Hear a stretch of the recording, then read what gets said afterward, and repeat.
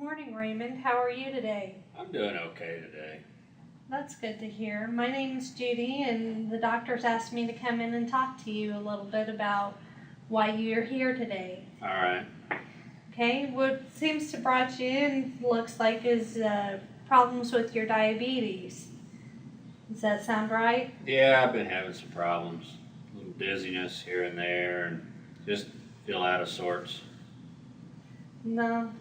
Well, that could be because your blood glucose level has been out of whack for the last 3 months. Oh, it has? Yeah, we did a test called the HbA1c, and what that does is it takes your blood glucose from the last 3 months and averages it out. And right now you're running at about a 9%. Now for your diabetes to be under control and your blood sugar to be in the range it needs to be at about a 7%. Oh, okay. So that's why you've been having these symptoms. Now, I also heard that you're having some eye issues. Is that correct? Yeah, when I try to read the paper, sometimes I can't see as well as I did. I wear my glasses and stuff, but it just things feel fuzzy, and I don't go to the eye doctor unless I have problems. I haven't been in probably 4 years or so. Well, that's something you need to follow up with your eye doctor about, because what it sounds like is that you've got diabetic retinopathy. And what that is the blood vessels in your eyes have become weakened because of the blood sugars being out of whack, and because of your hypertension that you have. It's causing more pressure to be put on those weakened blood vessels, and it's causing these vision problems. Now there's, I believe, 4 stages of retinopathy, and I'd say you're probably within the first phase or first or second phase, because you're not having real trouble seeing, you're just that things are getting blurry. But I'd get it checked out with your optometrist as soon as possible, because we need to make sure that we get you on a good diet and exercise plan to help lower your hypertension and get your blood sugar back in order so that you don't lose your vision. I can't. You saying I could go blind from this? Most certainly you could go blind. If you do not control your blood sugar and you do not get your hypertension under control, it could definitely cause you to go blind. I don't know what I would do if I lost my sight. Well, it would be, we'd look into that and the resources for that when we came to that. But if we do the exercise and the diet plan, then you won't have to worry about that. Oh, that's good. Okay.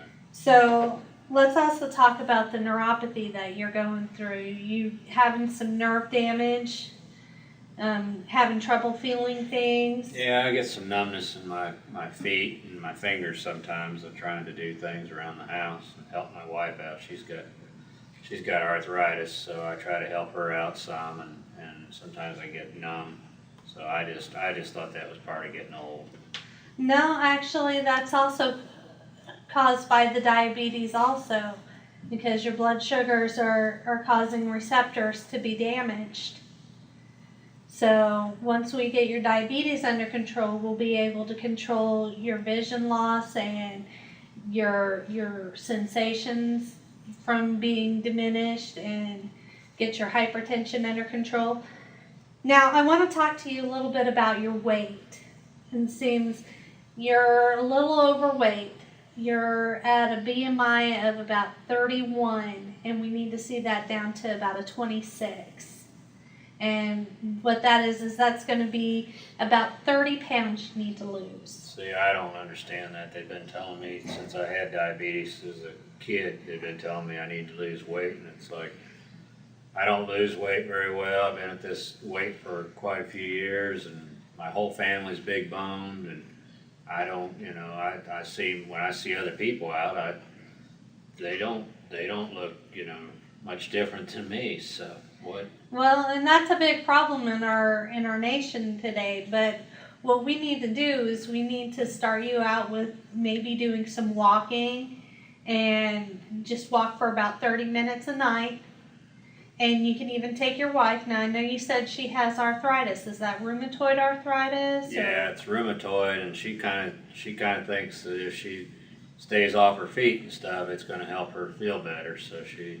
And that's the exact opposite thing someone with rheumatoid arthritis wants to do. So your wife would benefit from exercising with you and getting out and walking. Okay, not to mention that it'll help with your gout as well. Okay, yeah, my gout's a problem too. Okay, because you're building up the uremic acid and everything in your toes and in your joints, and you need to be exercising and eating right in order to keep that from flaring up. Okay. So I want to talk to you about creating a food journal. Okay. Okay, what we're going to do is you're going to have a page for breakfast, you're going to have a page for lunch, and you're going to have a page for dinner, and you're going to have a page for snacks. That's the stuff I'm going to eat is what's on that journal. Exactly. Anything you eat, you write down when you have it. Okay. Okay? And what we'll do is we'll follow up in about a week and see where you're at and see what changes we can make to your diet and help you getting underway. I need to write down everything I eat, what I drink, and everything. Everything. Okay. Because it takes into account for the sugars that you're consuming. So even your drinks, like your soda pops, Kool-Aids, diet drinks, all of that affects your diet. Okay. Okay. Now, one more thing before we leave is I'd like for you to show me how you draw up your insulin to make sure that we're doing it right, because your blood sugar's been out of whack. Do you rotate your sites? No, I usually just use my left side here because it's easy to reach, and with some of the problems I'm having, I have a hard time getting anywhere else, and so I just put it right here. Well, you can get your wife to help you. Yeah, and with she her can- arthritis, she can't hardly even do that. She's Okay, what we can also look into is getting you one of those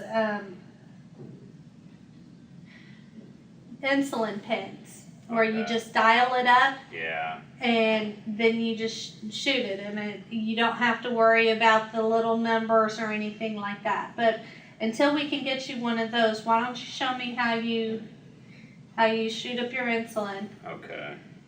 and we'll make sure that you're at least getting it done right. All right. What I usually do is once I've taken my blood sugar, then I check and see how much I've got to give myself, and then I put that much air in, That's right. Good. and then I just pull that back up, the same amount.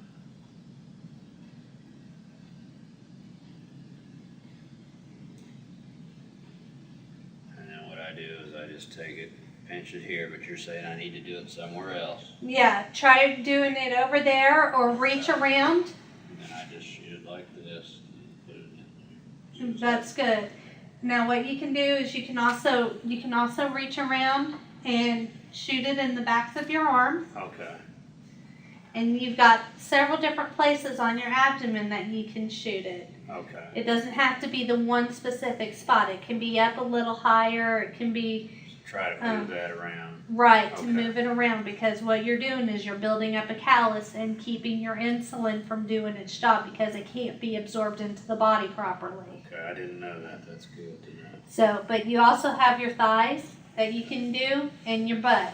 Okay. Okay? All right. So, do you have any questions? No, so you're going to give me a list. I forget things, so you're going to give me a list of what I need to do with that diet calendar thing.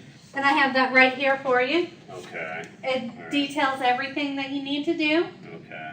And it even gives you an example of what a diet journal should look like. And you're saying I need to walk. 30 minutes at night. That's a long time. I know you could start out with maybe 15 minutes a So- night for the first week and then move up to 30 minutes the second So I week. have to I can work up to it. I don't have to start Right. out. And I got to walk fast, or? No, just walk at a comfortable pace to start with, and as you walk more and more, you can increase your pace. Okay. All right. All right? Thank you, nurse. Thank you, Raymond, for coming in. Thank you. I hope you get better. Thank you. I'll see you in about a week.